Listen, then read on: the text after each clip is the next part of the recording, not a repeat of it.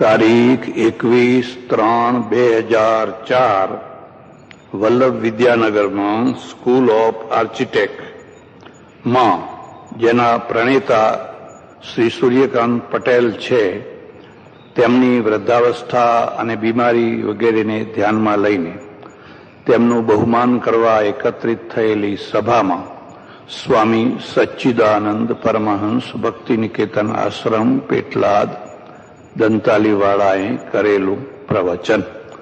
હોલમાં પંખા ચાલતા હોવાથી પંખાનો અવાજ આવી રહ્યો છે. આજની સભામાં વિશિષ્ટ વ્યક્તિ તરીકે પધારેલા આપણા સૌના સુપ્રસિદ્ધ શિક્ષણવિદ ભાઈ શ્રી CL પટેલ,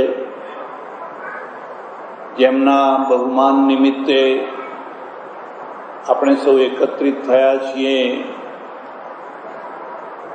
જેમણે આખું જીવન નિર્માણ કાર્યોમાં જ વિતાવ્યું છે. એમાંના કેટલાય કાર્યો એવા છે જે વર્ષો સુધી, કદાચ સદીઓ સુધી ચિરંજીવી રહેશે. એવા નિર્માતા આર્કિટેક્ટ ભાઈ શ્રી સૂર્યકાંતભાઈ પટેલ, સજ્જનો અને બહેનો, અમારે ત્યાં વાણીના 4 ભેદ બતાવ્યા છે. એક વાત ખાસ ધ્યાનમાં રાખજો, જ્યારે તમે કોઈ વસ્તુની મીમાંસા કરવા બેસો તો તમે એનું પૃથક્કરણ કરી શકો છો કે કેમ, એના ભેદો કરી શકો છો કે કેમ. જો તમારી પાસે એનું પૃથક્કરણ, એના ભેદ કરવાની ક્ષમતા ન હોય તો તમે સાચી અને સારી મીમાંસા નહીં કરી શકો. અને જો તમે સાચી ને સારી મીમાંસા નહીં કરી શકો તો તમે નિશ્ચિત રિઝલ્ટ નહીં લાવી શકો. અમારે ત્યાં 4 ભેદ બતાવ્યા છે. માણસ જ્યારે બોલે છે એનો સૌથી નીચેનો જે લેવલનો ભેદ છે એ નિંદા છે, એના ઉપર સ્તુતિ છે, એના ઉપર પ્રશંસા છે, એના ઉપર કદર છે. નિંદાનો અર્થ કોઈનું ખરાબ બોલવું એટલું જ માત્ર નથી, પણ કોઈની ગેરહાજરીમાં એની પાછળ એની ખરી વાતને પણ ખોટી રીતે રજૂ કરી અને એને નુકસાન પહોંચાડવું, એવો અર્થ છે. બધી જ નિંદાઓ ખરાબ નથી હોતી, એ પણ મુદ્દો યાદ રાખજો. ઘણી વાર આપણે ગેરસમજ કરીએ છીએ. કેટલીક નિંદાઓ કલ્યાણકારી હોય છે. તમે જ્યારે બાળકને એમ કહો છો કે દારૂ ખરાબ વસ્તુ છે અને તમે સતત દારૂના વિરુદ્ધમાં એના આગળ બોલો છો, એ કલ્યાણકારી છે. એ ઘૃણા પણ કલ્યાણકારી છે. જો તમારે અનિષ્ટથી બચવું હોય કે બચાવવું હોય તો અનિષ્ટના પ્રત્યે તમારા મનમાં, સમાજના મનમાં, બાળકોના મનમાં એક ઘૃણા ઊભી થવી જ જોઈએ. ઘણી વાર લોકો એમ સમજતા હોય કે સમજાવતા હોય કે કોઈના ઉપર ઘૃણા ના કરો. આ વાત બરાબર નથી. કોઈના ઉપર ઘૃણા ના કરો એનો અર્થ તો એવો થયો કે તમે ભગવાન ઉપર પ્રેમ કરો ને શૈતાન ઉપર પ્રેમ કરો. કોઈ આતંકવાદી આવીને બોમ્બ ફોડી જાય તો એના ઉપર પ્રેમ કરો. તમારે જો આતંકવાદને કે એવા બીજા કોઈ પણ અનિષ્ટને રોકવા હોય તો લોકોના મનમાં એના પ્રત્યે વિરોધ ભાવ ઉભો કરવો જ પડે. જો આવો વિરોધ ભાવ ઉભો ન કરી શકો તો તમે લોકોને રોકી ન શકો એ તરફથી. તમે ગંગાજળના વખાણ કરો ને દારૂ નહીં વખાણ કરો, અને તમે એમ પણ કહો કે મારા માટે તો બે સરખું જ છે, ગંગાજળ એ સરખું છે ને દારૂ એ સરખો છે, તો તમે વ્યવહારિક માણસ નથી. તમે વ્યવહારિક માણસ નથી એટલે પ્રશ્નોને ઉકેલી નહીં શકો. એટલે બાળકને માં બચપણથી પાપ છે, આ પાપ છે, આ ના કરાય, આ પાપ લાગે, પાપ લાગે, આ સંસ્કાર છે. અને એ સંસ્કાર બાળકના ઊંડાણ મનમાં બેઠા હોય છે, બેસતા જાય છે, અને એ આખી જિંદગી એનું રક્ષણ કરે છે. આ ના કરાય, કોઈનો ભય હોય ને માણસ ના કરે એ તો અલગ વાત છે, પણ કોઈનો ભય ન હોય છતાં પણ એ ના કરે, કારણ કે એનામાં એ પ્રકારના સંસ્કાર બેસાડેલા છે. એટલા માટે પરીક્ષામાં ચોરી ના કરાય, ન કરાય તો એના પ્રત્યે તમારે એક આખો એક ઘૃણાભાવ ઉભો કરવો જ પડે, અને એવા પાત્રો ઉભા કરવા પડે જે આવી ચોરીઓ કરીને ગમે તેમ કરીને પાસ થઈને ગમે તેમ કરી, તો તમારા એના મનમાં એમ થવું છે કે હું તો કદી આવો નહીં થઉં, મારે આવો માણસ થવું નથી. એટલે આપણે ત્યાં રામાયણમાં રામનો આદર્શ છે, રાવણનો આદર્શ નથી. રામાયણ આખું વાંચો કે જુઓ કે ભણો, એમાં કોઈ જગ્યાએ એવું નથી લખ્યું કે તમે રામ થજો, રાવણ ના થજો, એવું કોઈ જગ્યાએ નથી કહ્યું. પણ એ આપોઆપ એનો ફલિતાર્થ નીકળે છે. લોકો એમ જ કહે છે ના, મારે તો રામ જેવા જ થવું છે. ગાંધીજીએ બહુ નાની ઉંમરમાં હરિજનોના મોહલ્લામાં જઈ અને સત્યવાદી હરિશ્ચંદ્રનું નાટક જોયું, અને નાટક જોયા પછી એમના મનમાં એક દ્રઢ ભાવ થયો, હું સત્યવાદી હરિશ્ચંદ્ર જેવો થઈશ. આ બીજ રોપાયું, અને એ બીજ આગળ મોટું થતા થતા થતા થતા આપણને ગાંધીજી મળ્યા, અને એમણે કહ્યું કે ધર્મના બે મૂલાધાર છે, સત્ય અને અહિંસા, એમાં બધું આવી જાય છે. પણ એનું બીજ રોપાયું હતું નાની ઉંમરમાં હરિજનોના મોહલ્લામાં સત્યવાદી હરિશ્ચંદ્રનું નાટક જોયું ત્યારે. એ આખું નાટક મિથ છે, માઇથોલોજી છે, મિથ છે. મિથ હોવા છતાં પણ એને એક સત્ય વસ્તુ છે, એનું આખું નિર્માણ ઊભું કરી આપે. એટલે આપણે ઘણા વાક્યો એવા બોલીએ છીએ જેની આપણે નિંદા કહીએ છીએ, અને નિંદા એટલે બધી જ નિંદા એક પ્રકારની એવું નહીં સમજી લેવા. જે નિંદાથી અનિષ્ટોને રોકી શકાય, અનિષ્ટોના વિરુદ્ધમાં વાતાવરણ ઊભું કરી શકાય, અનિષ્ટોથી લોકો બચે, એ આલોચના છે, અને એવી આલોચનાનો સ્વીકાર છે. બ્રિટન, અમેરિકાની એક ખાસિયત તમને કહીશ. તમે બ્રિટન જાઓ તો લંડનમાં એક હાઇડ પાર્ક છે, તમારામાંથી ઘણા ખરાએ જોયો હશે. હાઇડ પાર્કમાં એટલી બધી છૂટ છે કે તમે રાણીને ગાળો ના દો, બાકી તમારે જે બોલવું હોય બોલો, તમને બધું બોલવાની છૂટ છે. મેં એક માણસને પૂછ્યું કે આવી બધી છૂટ આપવાનું શું કારણ છે? મને કે અંદરની બધી ભડાસ નીકળી જવી જોઈએ. માણસના અંદર જે ધક ધક ધક કરતો લાવા બેઠો છે ને, એ લાવા નીકળી જવો જોઈએ. જેનો લાવા નીકળતો નથી હોતો એ એને પોતાને બાળે છે, અને પછી દુનિયાને બાળે છે. ઘણા અત્યંત ગંભીર માણસો છે ને, અત્યંત ગંભીર માણસો એવા લાવાઓને દબાઈને બેઠા હોય છે, બહાર નથી કાઢી શકતા હોતા, બોલી નથી શકતા. એમની ભદ્રતા, એમની કુલીનતા, એમની ઉચ્ચતા એમને એ બધું બોલતા અટકાવે છે. એટલે આપણે ત્યાં એક તહેવાર રાખ્યો કે હોળી. ભાઈ, એ દિવસે તમારે જે બોલવું હોય છૂટ છે. તમે હોળીના પેલા રમનારા હોળિયા આવે ને, એ દિવસે શિષ્ટ ને અશિષ્ટ ને શ્લીલ ને અશ્લીલ ને કશો ભેદ નહીં, જે હોય તમે બધું કાઢો. એનાથી શું ફાયદો? એનાથી ફાયદો એક, આ ઠંડો થઈ જશે. જો તમે એને બોલવા નહીં દો તો એ ઠંડો નહીં થાય, પણ એને બોલવા દો, ભલે નહીં બકવાદ કરતો હોય તો બકવાદ કરવા દો, પણ એથી એ ઠંડો થઈ જશે. એટલે એક જે વાણી પ્રાથમિક વાણી છે, આપણે સામાન્ય રીતે અમે બધા સાધુ સંતો એમ કહીએ છીએ કે નિંદા ના કરવી, નિંદા ના કરવી, નિંદા ના કરવી. એનો અર્થ જરા જુદો છે. એનો અર્થ છે કે કોઈના પાછળ કોઈની ખોદણી ના કરવી, કોઈની ગેરહાજરીમાં એની ખોદણી ના કરવી, એટલા પૂરતો જ છે. પણ તમારામાં જો સામર્થ્ય હોય અને દિલ્હીની સરકાર કંઈક ખોટું કરતી હોય તો એની નિંદા કરવી જ જોઈએ, ગુજરાતની સરકાર ખોટું કરતી હોય તો એની નિંદા કરવી જ જોઈએ. કોઈ સંસ્થામાં કે કોઈ ફેક્ટરીમાં કે કોઈ પણ જાહેર જીવનમાં કંઈક ખોટું થતું હોય તો હિંમત કરીને એનો વિરોધ કરવો જ. એથી સ્વસ્થતા આવે છે. જો બધા ચૂપ થઈ જાય ને બોલે નહીં ને માથું ઝુકાવીને બેસી રહે એમને, તો ધીરે ધીરે સમાજ બગડવા લાગે છે, બીમારી આવે છે. બધાથી આ ના થઈ શકે, આલોચના બધા માણસનું. કારણ કે જ્યારે તમે પ્રહાર કરો છો તો તમારે પ્રતિપ્રહારની તૈયારી રાખવી જ જોઈએ. એવું તો કદી બને જ નહીં કે હું તમારી વાત કંઈક કડવી કરું ને તમે પછી મારા માટે કડવી વાત ના બોલો, એવું તો કદી બને જ.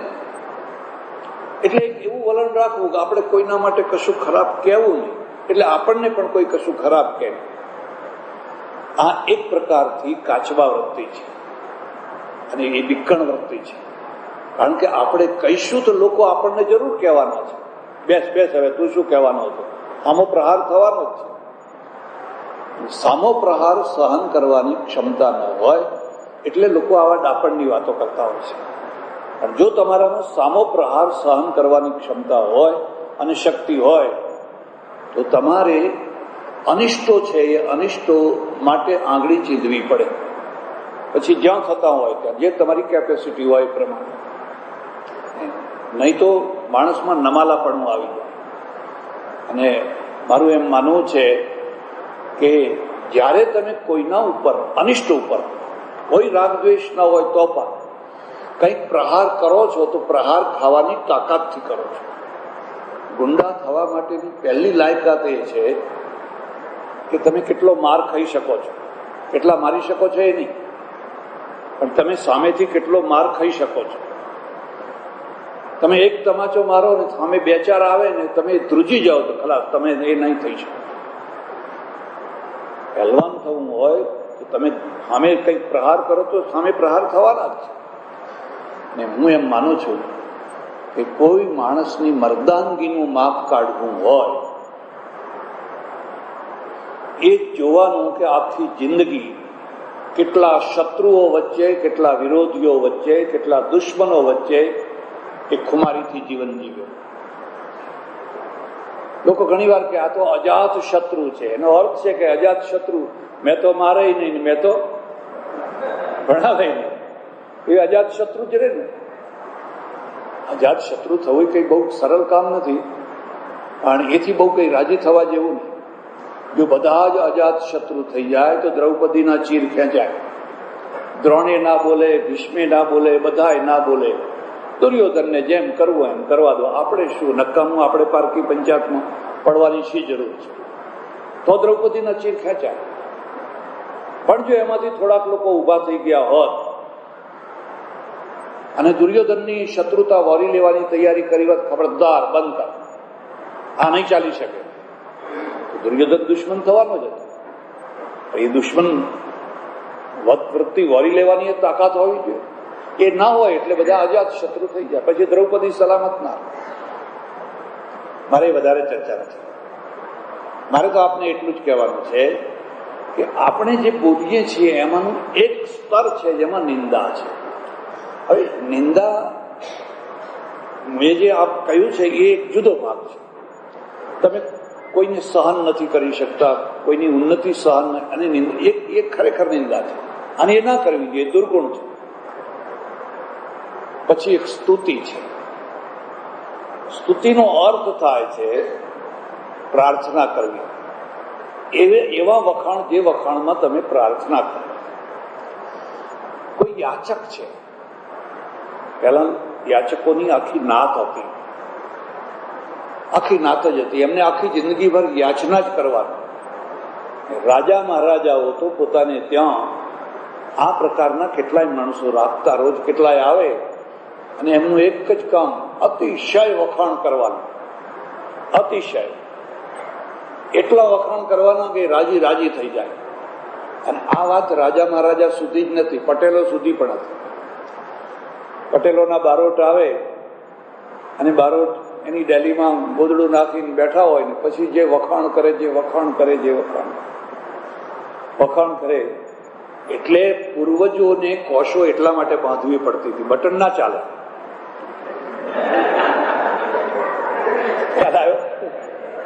બટન તો ફટ દઈને તૂટી જાય. ચાણક્ય એક બહુ સુંદર વાત લખી છે, બુદ્ધિમાન કોણ?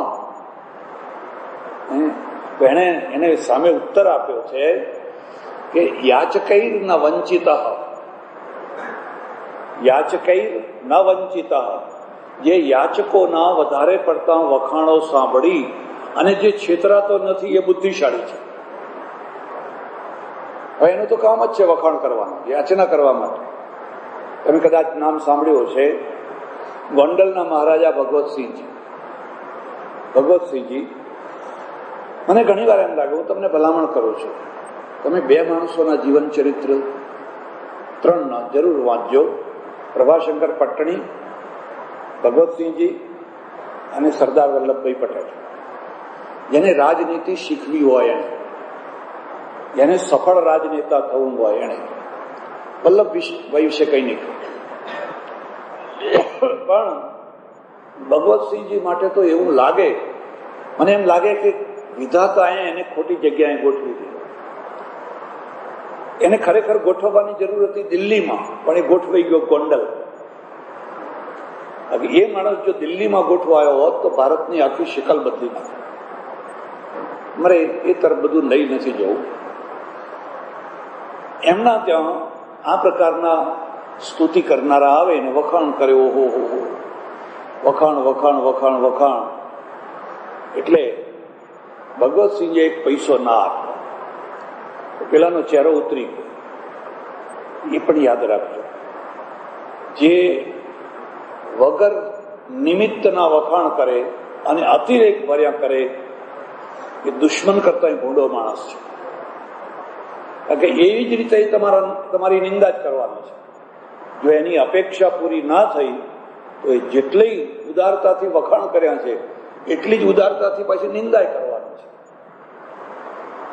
સાંભળ્યા સાંભળ્યા સાંભળ્યા સાંભળ્યા પછી કહ્યું, જો ભાઈ આવો, હવે ફરી મારે ત્યાં આવશો, હું તમને આપીશ તો તમારે વધારે લેવાની ઈચ્છા થશે, અને વધારે લેવાની ઈચ્છા થશે તો બીજાના ત્યાં જઈને વખાણ કરશો, અને બીજાના ત્યાં જઈને વખાણ કરશો તો મારા સાથે દુશ્મનાવટ ઉભી થશે.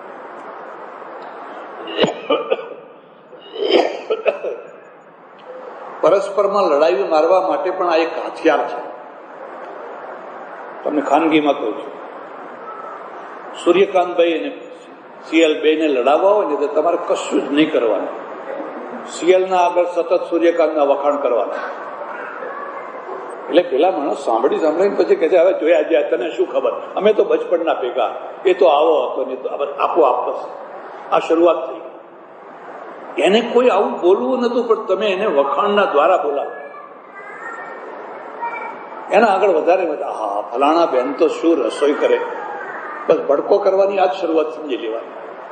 શું રસોઈ કરે, શું રસોઈ કરે, એટલે 1 વાર સાંભળે, 2 વાર સાંભળે, 3 વાર સાંભળે, પછી ભડકો થઈ જાય. ભગવતસિંહજી કહ્યું, ભાઈ તમે ઠીક છે, પણ ફરી હવે મારે ત્યાં આવશો, મારે આપેલું તમને સંતોષ નહીં થાય, બીજી જગ્યાએ મારી સ્તુતિ નિંદા કરશો અને પછી તમે અને મારો સંબંધો બગડશે, માટે તમે ફરી કોઈ વાર આવશો. અત્યારે જે ગાળો દઈને જવી હોય જાઓ, ફરી પાછી મારે રોજ રોજની ગાળો ખાવી નથી. એક સ્તુતિ છે, અને સ્તુતિ છે કોઈ અપેક્ષા પૂરી કરવા માટે, કોઈની પાસેથી કશું લેવું છે, અને એ લેવું છે એટલે હવે એની સ્તુતિ કરો તો એ આપે. અમારે તો એક એવી માન્યતા પણ છે કે તમારે બ્રાહ્મણ પાસેથી જો કંઈ લેવું હોય, કશું જ નહીં કરવાનું, સારા મગમગતા લાડુ જમાડો, તૃપ્ત કરો અને ગોર બાપાને ખુવાડી દો, ને પછી જ્યાં અંગૂઠો પગ સહી કરો તો કરાઈ આવશે. બહુ જલ્દી તૃપ્ત થઈ જાય. આશુતોષ પટેલને રાજી કરો, થોડા વખાણ કરો અને પટેલને રાજી કરો તો પટેલ છે ને એ તમને પાલી ભરીને આપે. એના ખડા ચાલતો પાલી ભરીને અનાજ આપે. અને દરબારના વખાણ કરો તો દરબાર અડધું રાજ આપી દે. અને વખાણ સાંભળવાની આદત કેટલીક વાર કુંવરીએ આપી દે, કે કહેવાય નહીં, અડધું રાજ આપી દે. પણ વાણિયાના વખાણ કરો, બહુ વખાણ કરો, બહુ વખાણ કરી ધીરે ધીરે સાંભળ્યા કરે અને પછી જઈને તાલી આપે, પેલો પાલી આપે ને આ તાલી આપે. તમે એને ઇમોશનલ ના બનાવી શકો. એટલે અંગ્રેજોએ કદી પણ તમે જોજો કાગળિયા સિવાય કશું ના આપે, 2 ગામ કોઈને ના આપે, કોઈને રજવાડું ના આપે. એ બહુ બહુ તો તમને ઇલકાબ આપે, રાય બહાદુર, ખાન બહાદુર, સર. અને એ કાગળિયું એટલું બધું લોકો લઈ લઈને ફરે, એટલું બધું લઈ લઈને ફરે. એમાં અંગ્રેજનું શું કહ્યું? તમે કાયમી એના વફાદાર થઈ ગયા, કશું આપ્યા. એ વાણિયા હતા એટલે એ તાલી આપે, બીજું વધારે સેકન્ડ કરે. એટલે એક બીજી કક્ષા એવી છે કે જ્યાં અકારણ સાપેક્ષ અપેક્ષા સાથે સ્તુતિ કરનારો વર્ગ હોય તો એ સતત સ્તુતિ કર્યા કરે, આપો આપો આપો આપો આપો. એના ઉપર એક ત્રીજી વસ્તુ છે અને એ છે પ્રશંસા.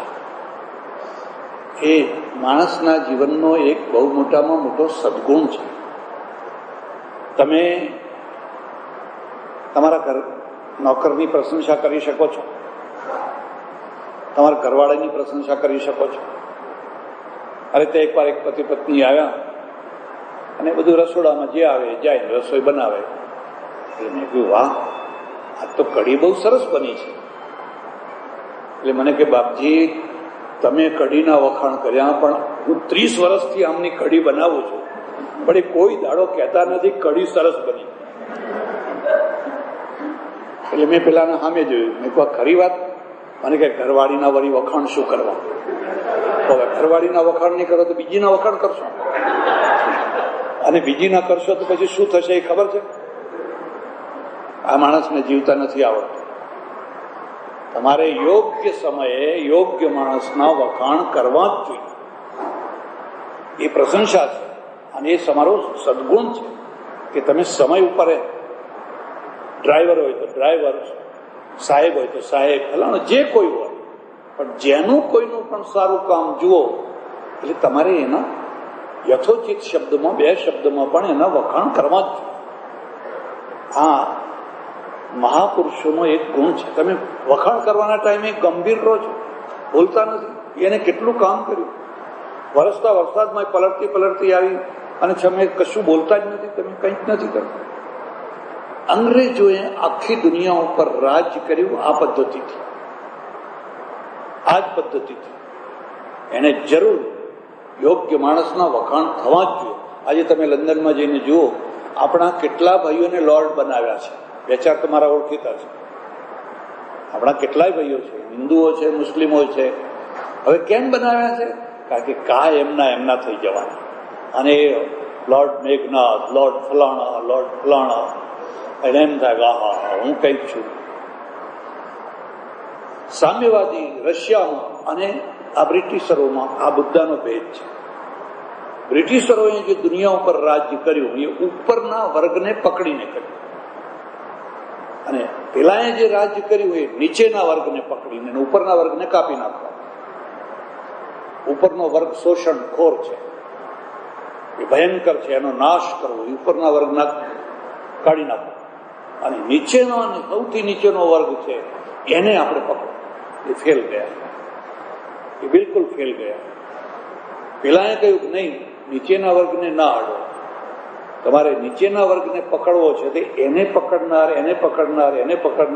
સૌથી ઉપરનો જે માણસ છે એને પકડો, બાકીના બધા આપોઆપ પકડી જશે. અને એને પકડવો હોય તો કેવી રીતે પકડો? કારણ કે માણસ છે માનનો ભૂખ્યો છે. પૈસાની ભૂખ ખરી, પણ પૈસાની ભૂખ પછી પાછી માનની ભૂખ ઉઘડતી હોય છે. અને એને સાચું પાછું એવું નહીં, કોઈ ખોટી રીતે નહીં, એને સાચી રીતે આપો બસ એ પકડી જશે. એટલે આપણા રોજના જીવનમાં, દૈનંદિન જીવન છે, જીવનની અંદર જે કોઈ સારા કામ કરનારા હોય, સારા વિદ્યાર્થી હોય, સારા ફલાણા હોય, એની પ્રશંસા કરવી જ જોઈએ, જેથી એને પ્રોત્સાહન મળે. ખુશામદ અલગ વસ્તુ છે. ખુશામદમાં શું છે કે ગુણ ન હોવા છતાં પણ તમે એના વખાણ કરો છો. ગુણ હોય એને વખાણ કરો એ પ્રશંસા છે. પણ ગુણ નથી અને છતાં તમે એની વખાણ કરો, એ પ્રસંગ એ ખુશામત છે. ખુશામત અલગ વસ્તુ છે, પ્રશંસા થવી જ જોઈએ. પણ મારે જે તમને એક મુદ્દો કહેવાનો છે એ છે કે એક સમય એવો આવતો હોય છે કે જ્યારે માણસની કદર થવી જોઈએ, અને કદરની ભૂખ બધાને હોય છે. જેને કદરની ભૂખ નથી હોતી એ જ સંત છે, એ જ મહાત્મા છે, એ જ મહાપુરુષ છે. પણ બધા જ માણસો સંત ના થાય, મહાત્મા મહાપુરુષ ના થાય એટલે કે દુનિયા બગડી નથી જવાની. આપણે તો એટલું જ જોવાનું છે કે દુનિયામાં દુષ્ટ પુરુષો ના થાય, સજ્જનો તો થવા જ જોઈએ. અને સજ્જનોને સજ્જન બનાવવાને રાખવા માટે પણ કદર જરૂરી છે. એક બીજો મુદ્દો હું તમને કહી દઉં, મારી વાત સાથે તમે સંમત થાવ કે ના થાવ. બધા સાધુઓ મોટા ભાગે કહે છે અનાસક્તિ, અનાસક્તિ, અનાસક્તિ. કશામાં આસક્તિ ના રાખો, કશામાં આસક્તિ ના રાખો. હું એમાં સંમત નથી. મારે તો એક વેદાંતિ આવે છે અને કે આ મોહ માયા એ જ બંધનનું મૂળ છે ને એમાંથી છૂટવું જોઈએ.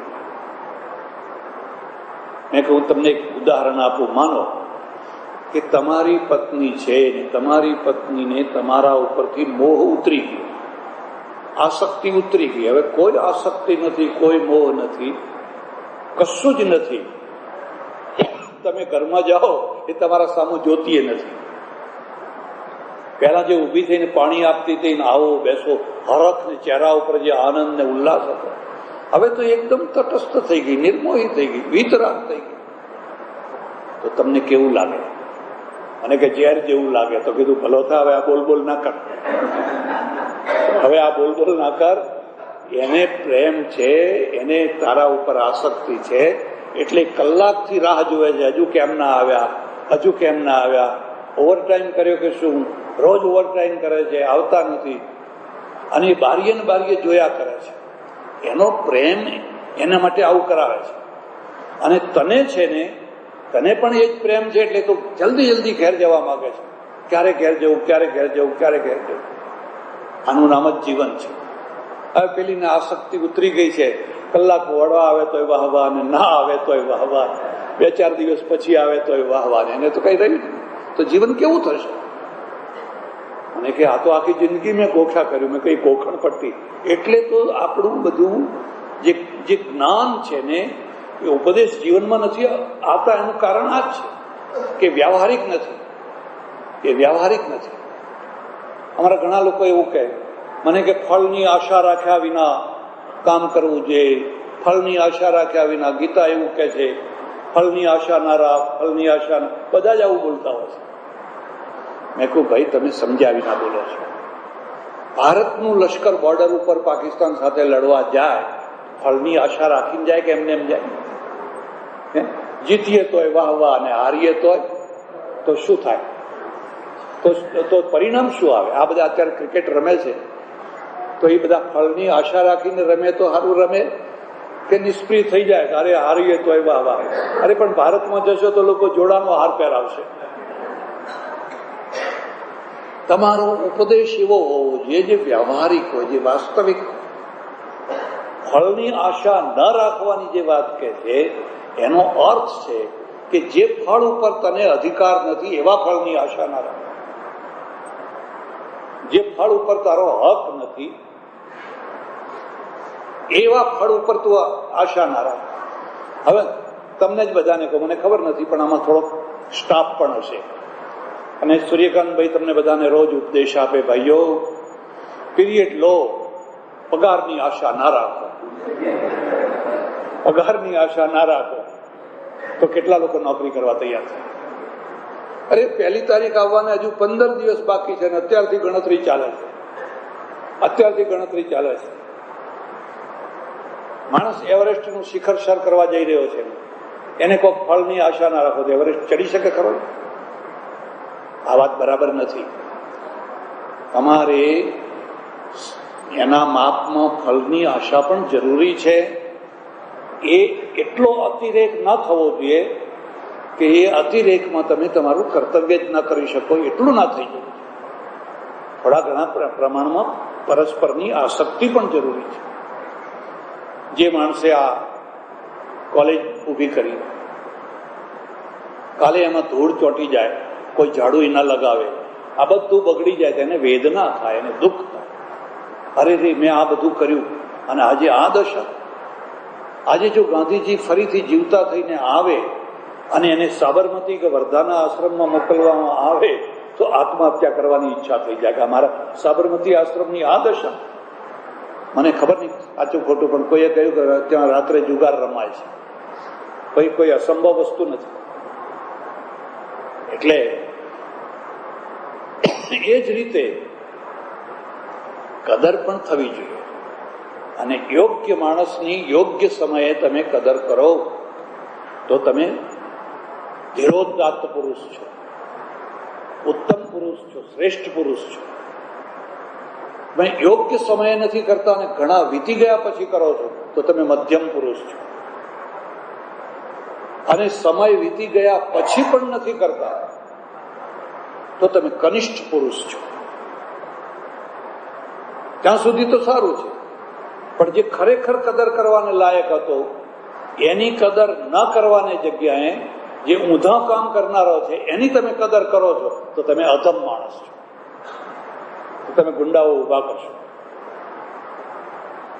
મનુને લખવું પડ્યું, અપૂજ્યા યત્ર પૂજ્યંતે પૂજ્યા નામ ચ વ્યતિક્રમ ત્રીણી તત્ર ભવિષ્યંતિ દુર્ભિક્ષમ મરણમ ભયમ. જ્યાં અપૂજ્ય માણસોની પૂજા થશે, અપૂજ્યા યત્ર પૂજ્યંતે, પૂજ્યા નામ ચ વ્યતિક્રમ, અને જે પૂજ્ય હશે એને ઠોકરો વાગતી હશે. ત્રીણી તત્ર ભવિષ્યંતિ, ત્યાં ત્રણ વસ્તુઓ થશે. વારંવાર દુષ્કાળ પડશે, દુર્ભિક્ષમ, અકાળ મરણ થશે, અને પ્રજા ભયભીત થઈને જીવશે. પ્રજા નિર્ભય નહીં થઈ શકે. હમણાં મારે ઓસ્ટ્રેલિયા અને ન્યુઝીલેન્ડ જઈને આવવાનું થયું. આખું પુસ્તક આવશે તો વાંચજો, પછી હું તમને એક બે મુદ્દાની વાત કહી દઉં. મને કહેવામાં આવ્યું, મને કંઈ ક્રાઇમ રેશિયો 0 છે, ક્રાઇમ થતો જ નથી, ક્રાઇમ રેશિયો 0 છે. મને આમાં ના આવે, ગળે વાત ના હતી. શું કહો છો? કે હા, અમારો જે મેનેજર હતો ટૂરમાં, મને કે મેં આ દેશની 30 વાર ટૂર કરી છે અને લગભગ 30 વાર અમારા કેમેરા ખોવાયા છે. સાથેના માણસો હોય એના કેમેરા ભૂલી જાય, અહીં જાય, ખોવાય. બધા કેમેરા પાછા મળી ગયા છે, એકેનો કોઈ કેમેરો રહ્યો નથી. મેં કહું આ વાત તો કહે છે પણ ગળે ઉતરતી નથી. પછી અમારે હિન્દ મહાસાગરના કિનારે, ત્યાં શું છે, એક બાજુ હિન્દ મહાસાગર અને એક બાજુ પ્રશાંત મહાસાગર. ત્યાં પિનાકલ છે, બધા શિવલિંગ જેવા મોટા મોટા કુદરતી પથરાઓ જેવા, સેંકડોની સંખ્યા. અમે જોવા જવાનું રણ, બળતું રણ છે, રણ. ગરમી લાય ફૂંકાઈ રહી છે. બહાર નીકળ્યા તો કેબિનમાં એક 22-24 વર્ષની છોકરી બેઠી બેઠી ટિકિટો આપે છે. કોઈ નથી આખા રણમાં, ચારે તરફ કોઈ જ નથી. ડ્રાઈવર હતો ઓસ્ટ્રેલિયન, એને મેં પૂછ્યું કે આ છોકરી અહીં એકલી જ? મને કે હા, એકલી જ છે. એને બીક નથી લાગતી? મને કે કોની બીક? અહીંયા હજુ પ્રશ્ન છે, કોની બીક? મને કે મહારાજ અહીંયા કોઈ બીક નથી. આ 5 વાગ્યા સુધી એકલી બેઠી બેઠી ટિકિટો આપશે, 5 વાગે એટલે જતી રહેશે, પણ ટિકિટો બહાર મૂકતી જશે. પછી જે આવશે એ લોકો પોતાની મેળે ટિકિટો લેશે અને પેલા ખોખામાં પૈસા નાખશે અને પછી અંદર જોવા જશે. મેં કહું હવે રામરાજ્ય આને કહેવાય કે અમારે એક જય ગુરુદેવ હતા ને, સતયુગ આયેગા 35 લાખ રૂપિયાનું ગેરું દિવાલોમાં એને ચોપડ્યું. એનું એક જ કામ, કાશ્મીરથી માંડીને કન્યાકુમારી સુધી સતયુગ આયેગા. આ ગેરુથી લપેડા કરવાથી સતયુગ આવતો હશે, સતયુગ આવી રીતે આવતો હશે. આનાથી બીજો સતયુગ કયો? એક બીજી જગ્યાએ જોયું, હવે ગાઢ જંગલ છે, રોડ બનાવી રહ્યા છે. એક જેસીબી વાળો ડ્રાઈવર છે અને બે જુવાન છોકરીઓ, અપ્સરા જેવી બે જુવાન છોકરીઓ છે, એ મજૂરીનું કામ કરી રહી છે અને કોઈ નથી, ચારે તરફ કોઈ જ નથી. તમે કહ્યું આમ આ લોકોને કઈ બીક નથી લાગતી? મને કે ના, બીક ના લાગે. કેમ? કારણ કે કાયદાની સ્થાપના થઈ છે. એટલે જ્યારે તમે યોગ્ય માણસની યોગ્ય સમયે કદર કરો છો, યોગ્ય સમયે, ત્યારે તમે શ્રેષ્ઠ પુરુષ છો અને તમારો શ્રેષ્ઠ સમાજ છે, તમારું શ્રેષ્ઠ રાજ્ય છે. મારે કહેવું પણ ના જોઈએ, પણ તમે સાંભળેલી વાત છે કે હવે તો આ દિલ્હીના બીજા એવોર્ડો છે એમાંય પાછું બધું ચાલવા માંડ્યું છે. બધું એટલે સમજી જજો, યોગ્યમાં યોગ્ય માણસ રહી જાય ને પેલો છે ત્રીજી ચોથી કક્ષાનો માણસ હોય એને એવોર્ડ મળી જાય, અને બિલકુલ યોગ્યમાં યોગ્ય માણસ હોય એમને એમ રહી જાય. પણ જયારે તમે મોડે કદર કરો છો યોગ્ય માણસની, ત્યારે તમે મધ્યમ કક્ષાના છો અને તમે કદર કરતા જ નથી. ટકે શેરભાજી ને ટકે તો કનિષ્ઠ સમાજ છે. ચાલો અહીં સુધી તો તોય ઠીક છે. હવે તમે શું કરો છો કે જે માણસોને જેલમાં પૂરવા જોઈએ એને તમે સારામાં સારી કદર કરો છો. એ તો અધમ સમાજ છે, અધમમાં અધમ સમાજ છે. એટલે એક એવી કક્ષા છે કે જ્યાં તમે સમાજમાં જે અભિજાત ઉત્તમ વર્ગ છે, ઉત્તમ વ્યક્તિઓ છે, એની કદર કરો. સૂર્યકાંતભાઈ વર્ષોથી મારા ઓળખેતા છે અને આ માણસ છે ભગવાને એને મન મૂકીને આપ્યું છે. બધાને ભગવાન બધું નથી આપતો. પેટ કમાવાની વાત તો બધાને ઘણાને મળી હોય છે કે તમે મજૂરી કરો, કોદાળી પાવડો ચલાવો ને આજે લોટ કિલો 2 કિલો લોટ લઈ આવો ને છોકરાઓનું પેટ ભરો ને ઘસઘસાટશો, એ તો બધાને આવડતું હોય છે. પણ જેની પાસેથી પ્રતિભાની અદભુતતા નીકળે, જેની પાસેથી કોઈ નવું સર્જન નીકળે, એ બધાને નથી મળ્યું હોતું. એ ભાગ્યે જ કોઈને મળ્યું હોય છે. એને હું ઈશ્વરની પ્રસાદી માનું છું, ઈશ્વરની કૃપા માનું છું. તમે લાખ મહેનત કરીને કાળિદાસ ના થઈ શકો. થવાતું હોય કરી બતાવો. લો, હું 1 મહિનામાં કાળિદાસ થઈ જઈશ. શેક્સપિયર ના થઈ શકો, રવિન્દ્ર ના થઈ શકો. થવાતું હોય તો કરી બતાવો. મારા એક ઓળખીતા સજ્જન છે, રેશનાલિસ્ટ છે. હું તમને ભલામણ કરું છું, ભલા થજો, નાસ્તિક ના થજો. અને કદાચ નાસ્તિક થવું જ હોય તો આદર્શવાદી નાસ્તિક થજો. નાસ્તિકતા અને આદર્શ બેનો મેળ કરવો બહુ કઠિન છે. તમને રોકનાર કોણ છે? આ પાપ છે. પાપ તો કઈ રહ્યું જ નહીં. પાપ જેવી કોઈ વસ્તુ તો રહી જ નહીં. મેં પૂછ્યું તમારે ત્યાં પાપ શું છે? મને કે માનો તો પાપ, નહીં તો કઈ નહીં. હવે તમે એમાં એક પછી એક પૂછવા માંડો તો આમાં પાપ લાગે? ના, કઈ નહીં. આમાં લાગે ના લાગે, માણસ ક્યાં જઈને ઉભો રહેશે? મને કે માણસ જે ધારે એ કરી શકે. માણસમાં એટલી બુદ્ધિ છે કે જે ધારે એ કરી શકે. પછી મેં કહ્યું બીજું કઈ નહીં, તમારા છોકરાને અંબાણી કરી બતાવો, બસ મારે બીજું કઈ નથી જોઈતું. આ તમારો છોકરો છે ને, નાની સરખી આટડી લઈને બેઠો છે, એને તમે અંબાણી બનાવી દો. મને કે એ તો ના થાય. કીધું શું કામ? અરે ભગવાન કોઈને અંબાણી બનાવે છે. એ અંબાણીના ત્યાં તો 50 તો સીએ બેઠા બેઠા ચોપડા લખતા હશે. મારા ઓળખીતા એક મારવાડી શેઠ હતા, એમને સહી કરતા ના આવડે. ફિરોઝાબાદમાં હું રહું તો એ સહી કરે તો છદમ લલ લખે. છદમ લલ એમનું નામ હતું છદામી લાલ, પણ છદામી લાલ લખતા ના આવડે એટલે છદમ લલ એટલું લખે. કાના માતર વિનાના બોડિયા અક્ષર એવી સહી કરે અને કરોડોનો ઢગલો કરે. મેં કોઈ આ કઈ કોલેજમાંથી તમે શીખ્યા? મને કે ये कॉलेज में से नहीं सीखा जाता है, कॉलेज में से तो चौपड़ा लिखना सीखा जाता है, कॉलेज में से ये नहीं सीखा जाता है. જો તમને આવું જો હોય તો મને શીખવાડો તો મારે આ પારકા રોટલા ખાવાના બંધ થાય.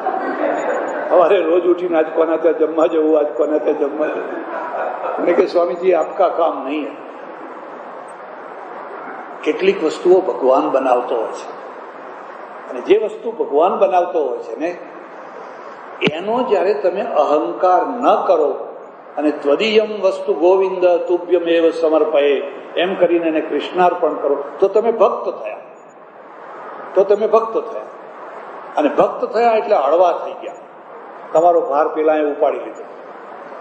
અને જો ભક્ત ના થઈ શક્યા અને હું કરું છું ને મેં કર્યું છે એવો અહમભાવ કરો તો બોજમાં દબાઈ જશો, તો ભારમાં દબાઈ જશો. એટલે સૂર્યકાંતભાઈ કેટલાય વર્ષોથી થોડો મારા સાથે સંબંધ છે, સંપર્ક છે.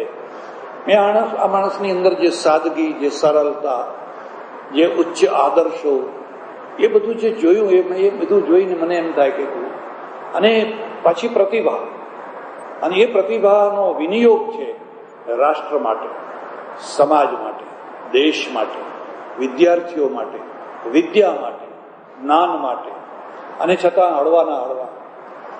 આજે તો આ વિદ્યા સંસ્થાઓ ચલાવવી એ કેટલા લોઢાના ચણા ચાવવા છે, તમે સીએલને પૂછો તો ખબર પડે. સીએલની સાથે કોઈ વાર ટાઈમ મળે અથવા અમારે તમારી બાજુમાં બેઠા છે એમને પૂછી જુઓ તો એ તમને બતાવે શાંતિભાઈ કે આ લોઢાના ચણા છે. સરકારનું કામ સહયોગ કરવાનું, પુશિંગ કરવાનું છે.